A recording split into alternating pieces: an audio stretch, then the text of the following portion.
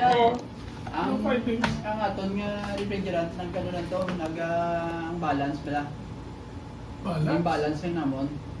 Bali gin recover na mo na niliwat. Yung kuha na mo ng ang iya nga kung pila ka kilo siya. So ang natabo may over siya. Nag-over ah. Ang refrigerant.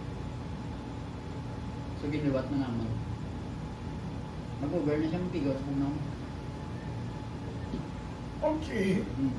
So, i-record ko lang niya. So, over ang refrigerant. So, wala nyo yung reading ang PSI kung pila na siya.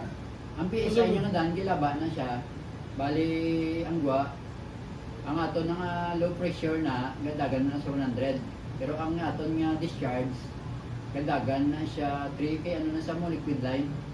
Gadagan na siya 380 to Hindi, 400. pero what I mean is pagkatugong niya na before, ako po na plan na balik na din mo. So, wala nyo yung kuhan reading kung sa... May reading eh. Pero hindi mo na siya kay bala mo may unod na saya. Kasi nga nung nagdugang lang siya. So na-over niya siguro gamay. So, subogin ibanan nyo para ma... Hindi ko agad ang refrigerant, yung recover. May recovery machine kami mo. Tapos balik siya sa original niya. Pareho. So, may mga data kasi na. Ipag-una eh. So, natingala Uy mo na yun, hindi maki-warranty man siya. Ano? Yung recover na siya namon. Pwede mo i-send sa Facebook, oh. Pasend ko lang kay Daddy. Ito, sige, pero ito, sige, Ben, ang taon to Facebook.